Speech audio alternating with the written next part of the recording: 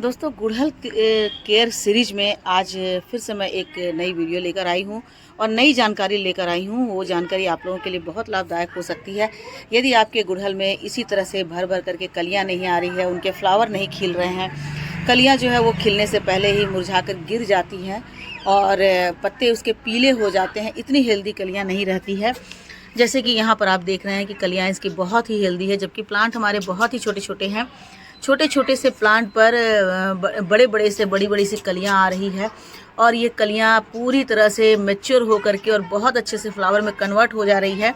तो आप ये देख रहे हैं कि किस तरह से मेरे फ्लावर ये खिल रहे हैं। इस तरह से यदि आपके फ्लावर नहीं खिलते हैं, उनमें कलियां नहीं बनती है और विंटर के कारण जो है उनकी कलियां रुक सी गई है, उनका ग्रोथ रुक सा गया है, तो ये वीडियो आप लोगों के लिए बहुत ही ज़्यादा बेनिफिशियल है, बहुत ज़्यादा मतलब अच्छा है जानने के लिए कि किस तरह से गुड़हल की हम केयर करें कि हमारे गुड़हल के प्लांट पे ढेर सारी कलियां आए। क्योंकि दोस्तों यदि प्रमाण मिल जाता है हमारे सामने में तो विश्वास थोड़ा ज़्यादा होता है। तो इसीलिए मैं जब भी वीडियो बनाती हूँ तो मैं अपने गुड़हल के सारे प्लांट को दिखलाती हूँ कि किस तरह से मेरे गुड़हल के प्लांट पर और सारी डालियों को दिखलाती हूँ कि देखिए कितनी सारी डालियों में कितने सारे जो है इसमें कलियाँ बनी हुई है। तो कलियाँ देख करके आप समझ गए होंगे, समझ जाते होंगे कि हाँ मैंने जो केयर बताई है वो केयर कितना कारगर है। क्योंकि यही केयर तो मैं अपने प्लांट पर करती हूँ। तो मेरे प्लांट पर जब इतनी सारी कलियाँ बन जाती है, इतने सारे फ्लावर खिलते हैं, तो फिर आपके भी प्लांट में खिलेंगे। तो सबसे पहली बात दोस्तों कि जो विंटर आने के बाद जो हमारे प्लांट पर जो थोड़ी बहुत हमारे प्लांट पर जो सबसे बड़ी समस्या दिखती है, आपको दिख रहा होगा कि पत्ते कुछ पत्ते जो है पीले हो रहे हैं। तो पत्ते पीले होने का दोस्तों दो कारण है। एक कारण तो ये है कि पत्ते पुराने हो गए हैं इसलिए वो पीले हो रहे हैं। देखिए ये पुराने हो गए हैं तो इसलिए वो पीले हो गए हैं। कुछ पत्ते ऐसे हैं जो अभी बहुत पुराने नहीं होने के बावजूद पीले हो रहे हैं। तो इन दोनों का कारण है कि एक तो पुराने हो गए इसलिए पीले हैं और दूसरा है कि जैसे ही मौसम में बदलाव आता है तो उन पर एक मतलब वो शॉक में चले जाते हैं। प्लांट को भी शॉक लगता है, जैसे हमें होता है ना, अचानक से बदलाव होने से हमें एक्सपोजर हो जाता है, सर्दी खांसी लग जाती है। तो ठीक उसी तरह से प्लांट के साथ भी होता है कि अचानक मौसम में बदलाव होता है, तेज़ ठंडी पड़ने लगती है, तेज़ गर्मी पड़ने लगती है, बारिश के बाद अचानक बारिश रुक जाती है, तो हमारे प्लांट को भी ये शॉक लगता है और इसी तरह से इनके पत्ते पीले हो जाते हैं। तो इन पीले पत्तों को आपको रिमूव करते रहना है, क्योंकि ये पीले पत्ते यदि आपके प्लांट पर रहेंगे तो आपके प्लांट की थोड़ी न थोड़ी एनर्जी वो ले ही लेंगे। इसलिए ऐसे सारे बेजान पत्ते को आपको अपने प्लांट से निकाल देना है। आपको अपने गुड़हल के प्लांट पर क्या करना है दोस्तों, इस तरह से जो भी इसके फ्लावर जो हैं जो खिल करके स्पेंड हो चुके हैं उनको आप अपने प्लांट से ज़रूर हटा दीजिए, क्योंकि इनको हटाना ज़रूरी होता है। क्यों नहीं तो ये प्लांट पर लगे रहेंगे, जब तक ये बिल्कुल सूख नहीं जाएंगे तब तक आपके प्लांट के न्यूट्रिएंट को लेते रहेंगे और जिससे प्लांट थोड़ा सा मतलब फ्रेश नहीं दिखेगा। तो इसके लिए हमें इसे हटाते रहना है। तो दोस्तों अब देखिए कि आपके प्लांट पर यदि कलियां नहीं आ रही हैं, फूल नहीं खिल रहे हैं, तो अब उसका एक कारण ये भी हो सकता है कि आपके प्लांट की जो रूट है वो बाउंड हो चुकी हो। क्योंकि जब प्लांट के रूट बाउंड हो जाते हैं, भीतर से हमें ऊपर से दिखते नहीं और भीतर उसके रूट बाउंड हो चुके होते हैं, तो वो क्या करते हैं, खिलना बंद कर देते हैं। चाहे कितना भी कुछ हो जाए लेकिन वो खिलते नहीं हैं। इस तरह से आप देखेंगे, देखिए दोस्तों इसमें इसके रूट हैं ना बिल्कुल बाउंड हो चुके हैं। तो अब यदि बहुत ज़्यादा हम फर्टिलाइज़र देंगे भी तो भी ये बहुत ज़्यादा फ्लावरिंग नहीं करेगा, क्योंकि इसके रूट को बढ़ने के लिए जगह ही नहीं है। जब रूट में डेवलप नहीं होगा, रूट में ग्रोथ नहीं होगी, तो फिर इसके फ्लावर कैसे बढ़ेंगे और इसकी पत्तियां कैसे बढ़ेंगी, इनमें ग्रोथ कैसे आएगा। तो उसके लिए हमें क्या करना है कि इनको अभी रिपोर्टिंग कर देनी है।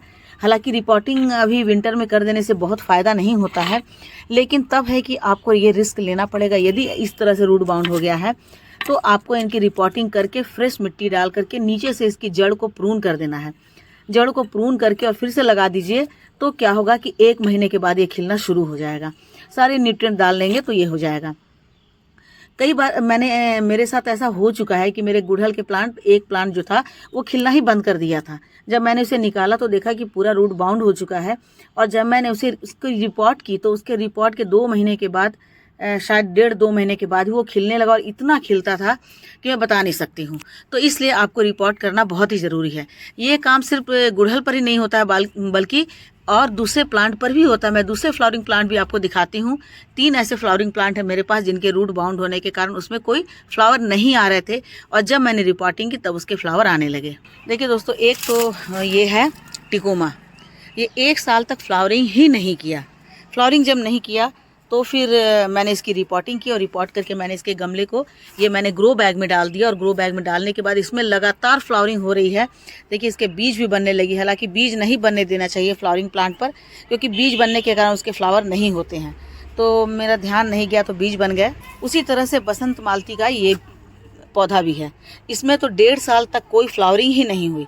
तब मैं उतना जानती भी नहीं थी, तो मैंने बस केवल खाद दे दे करके और मैं इसकी कटाई शटाई करती रही। लेकिन फिर भी इसमें जब फ्लावर नहीं आए तो फिर मैंने इसकी रिपोर्टिंग कर दी। और रिपोर्टिंग करने के 2 से 3 महीने के बाद इसमें जो फ्लावर होना शुरू हुआ, तो देखिए दोस्तों अभी भी इसमें फ्लावरिंग लगातार हो रही है। तो इसलिए एक बहुत बड़ा कारण नहीं फ्लावरिंग होने का ये भी होता है। क्योंकि एक व्यूवर का मेरे पास एक क्वेश्चन आया था कि मैंने रिपोर्टिंग कर दी, मैंने खाद डाल दिए, उनकी कटाई छटाई कर दी, इसके बाद भी उसमें फ्लावरिंग नहीं हो रहे हैं। तो रीज़न ये होता है कि उनकी जो रूट है जो नीचे से बाउंड हो चुकी है, इसके कारण वो फ्लावरिंग नहीं कर रहे हैं। तो आप तुरंत उसकी रिपोर्टिंग करें। रिपोर्टिंग करने के बाद दोस्तों आपको रिपोर्टिंग करते समय उसकी मिट्टी आपको बहुत ही अच्छी बनानी है, क्योंकि मिट्टी जब अच्छी नहीं होगी तो फिर उसमें फ्लावर नहीं होंगे। आप इस तरह से मिट्टी की गुड़ाई कर लें, है ना। गुड़ाई करने के बाद जो सबसे अच्छा आपको फर्टिलाइज़र देना है, वैसे तो हर समय के लिए जो सबसे बढ़िया फर्टिलाइज़र होता है उसे मैं मानती हूँ वर्मी कंपोस्ट और काउडंग कंपोस्ट। तो इस तरह से भर करके आपको काउडंग कंपोस्ट ले लेना है। देख रहे हैं बिल्कुल सूखी हुई है, बिल्कुल सड़ी हुई है, कहीं भी इसमें बहुत ज़्यादा मॉइस्चर नहीं है, गीला नहीं है। क्योंकि गीला होता है तो उसमें फंगस, उसमें छोटे छोटे से पीले पीले से कीड़े बनने शुरू हो जाते हैं जो हमारे प्लांट को ख़राब कर देते हैं। तो हर समय के लिए तो ये सबसे अच्छा है। खासकर जाड़े के दिनों में सबसे अच्छा फर्टिलाइज़र मुझे यही लगता है। तो भर करके एक प्लांट में आप इतना सारा डाल दीजिए, मतलब ये आधा केजी से ज़्यादा ही आप अपने प्लांट के मिट्टी में अच्छे से मिलाकर डाल दीजिए। और देखिए आपके 15 दिन के अंदर आपके प्लांट पर इसी तरह से भर भर करके कलियाँ आएंगी और फ्लावर खिलने शुरू हो जाएंगे। ढेर सारी कलियाँ आएंगी। जितने भी आपके मतलब प्लांट है, सभी प्लांट पर इस तरह से भर करके कलियाँ आएंगी और सारी की सारी कलियाँ अच्छे से मैच्योर होंगी और वो खिलेंगी भी। क्योंकि काउडंग कंपोस्ट में क्या होता है कि बहुत ज़्यादा मात्रा में इसमें पोटेशियम होता है, नाइट्रोजन होता है, फास्फोरस होता है, कैल्शियम होता है, तो बहुत सारे प्रोटीन्स होते हैं। तो इसलिए ये हमारे प्लांट के लिए, खासकर गुड़हल के प्लांट के लिए बहुत ही अच्छा होता है। तो इसे डाल दीजिए। अब इसे डालने के बाद एक काम दोस्तों और करो, मैं आप लोगों को बतला रही हूँ जो सब बहुत अच्छा एक फर्टिलाइज़र होता है और बहुत ही ज़्यादा फ्री में मिल जाता है दोस्तों। तो वो फर्टिलाइज़र देखिए, ये है मूंगफली के छिलके का फर्टिलाइज़र। अब मूंगफली के छिलके में सबसे पहले ये जान लीजिए कि क्या क्या होता है। तो मूंगफली के छिलके में nitrogen, potassium, phosphorus, calcium, fibre और प्रोटीन्स होते हैं। और साथ ही साथ ये पौधों की वृद्धि में बहुत बड़ा कारक होता है, उसको तेज़ी से ग्रोथ पर लाने में। साथ ही साथ इसका जो सबसे अच्छा एक जो पार्ट है या सबसे अच्छा गुण कहेंगे, वो है हमारी मिट्टी के रासायनिक गुण को बढ़ाना। मतलब मिट्टी का जो लेवल होता है, मिट्टी की जो अच्छाई होती है, मिट्टी का जो गुण होता है, उर्वरता होती है, उसको ये बहुत तेज़ी से बढ़ा देता है। तो अब बात आती है कि इसे यूज़ कैसे किया जाए। तो 2 तरीके हैं यूज़ करने के लिए दोस्तों। एक तो है कि आप इस तरह से पानी में 24 घंटे सोख करके रख दें और उसके बाद देखेंगे कि इससे जो पानी निकल रहा है वो कितना फ़ायदेमंद है। क्योंकि इसके मूंगफली के छिलके में जो न्यूट्रिएंट्स हैं वो हमारे प्लांट में आ जाते, वो निकल के आ जाते हैं और उसे हम अपने प्लांट पे डालते हैं तो हमारे प्लांट में बहुत तेज़ी से ग्रोथ होता है। क्योंकि एक तो ये लिक्विड फॉर्म में है और 24 घंटे फर्मेंट हुआ है, तो इसके कारण इसमें जो गुण आ जाते हैं वो हमारे प्लांट को फाइबर, पोटेशियम, कैल्शियम, नाइट्रोजन और प्रोटीन ये सारे मिल जाते हैं, जिससे हमारे प्लांट ऐसे ही सुंदर सुंदर होकर के खिलेंगे। तो इसे आप डायरेक्ट रूप में भी डाल सकते हैं प्लांट की मिट्टी में, है ना। किसी भी प्लांट की मिट्टी में मैं डाल देती हूँ, क्योंकि वैसे तो मेरे सारे प्लांट में बहुत सारे अच्छे से डाले हुए हैं फर्टिलाइज़र, तो इसलिए मैं इसमें डाल दे रही हूँ। दूसरा इसमें क्या है दोस्तों कि ये जो फर्टिलाइज़र बनाने का एक और तरीका है। इसे आप इसी तरह से भिगोने के बाद यदि इसमें नमक लगा हो तो नमक निकाल लीजिए पानी से छान करके, मतलब 1-2 बार धो दीजिए। उसके बाद इसको 24 घंटे पानी में भिगो कर रखिए और फिर इसे मिक्सर ग्राइंडर में अच्छी तरह से ग्राइंड कर लीजिए। ग्राइंड कर लेने के बाद इसमें थोड़ी सी जो है सो चाय की पत्ती मिला दी। देखिए मैं ऐसे ही फ्रेश मिला देती हूँ, है ना। इसमें मिला दीजिए और इसी में थोड़ा सा गोबर मिला दीजिए, है ना। मैं इसमें भी मिला देती हूँ, गोबर मिला दीजिए और इन सबको बाद में मैं एक साथ पीस दूंगी।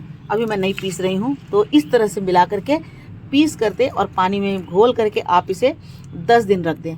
10 दिन के बाद आप देखेंगे कि इससे जो इतना अच्छा फर्टिलाइज़र बना है दोस्तों, वो आपके प्लांट को निश्चित रूप से 100% फ्लावरिंग पर लाएगा। और क्या होगा कि एक तो पहले ही आपने गोबर की खाद डाली है, तो गोबर की खाद इतना अच्छा फर्टिलाइज़र होता है कि वो थोड़ा सा स्लो होता है, टाइम लगता है, क्योंकि धीरे धीरे वो असर करता है।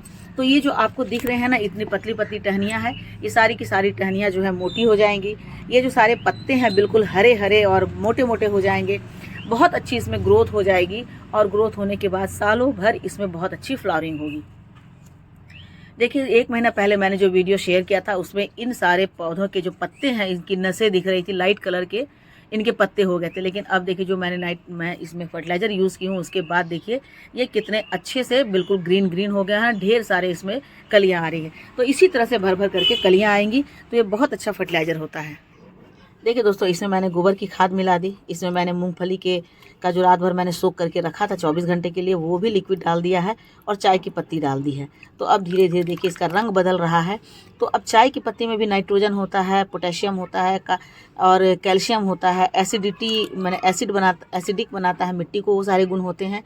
साथ ही साथ हमारे जो वर्मी कंपोस्ट होते हैं या गोबर की खाद होते हैं, उसमें जो NPK होता है वो सारा मिल गया है। तो उसके बाद ये इतना स्ट्रॉन्ग फर्टिलाइज़र बनकर तैयार हुआ है और पानी में भिगोकर, तो इसको आप इस तरह से डाल सकते हैं। डालने के बाद आप देखेंगे कि आपके प्लांट पर कितना जल्दी असर करता है। और उसके बाद चाहें तो आप इस तरह से जो हमारे छिलके हैं इसको भी आप मिट्टी में डाल सकते हैं। तो धीरे धीरे मिट्टी में ये डीकम्पोज होकर के और बहुत ही अच्छा फर्टिलाइज़र बनाएगा। तो धीरे धीरे ये अपने प्लांट में मिलता रहेगा, मिट्टी में मिलता रहेगा और उसके बाद प्लांट पर बहुत ही अच्छे से ये असर करेगा। तो इस तरह से भी आपके प्लांट जो हैं ऐसे ही मतलब हेल्दी हो जाएंगे और इतना ही ज़्यादा उसमें फ्लावरिंग होगी। दोस्तों मेरे पास बहुत सारे गुड़हल के प्लांट हैं, सब के सब इसी तरह से फ्लावर से भरे हुए हैं, कलियों से भरे हुए हैं। तो ऐसे ही आपके प्लांट पर भी कलियां आएंगी।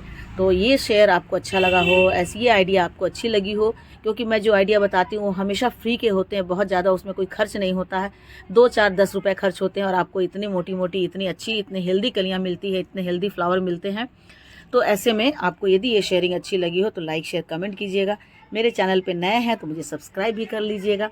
मिलती हूँ अगले वीडियो में फिर से एक नई जानकारी के साथ। तब तक मेरे साथ बने रहें और अपना ढेर सारा ख्याल रखें। Thank you.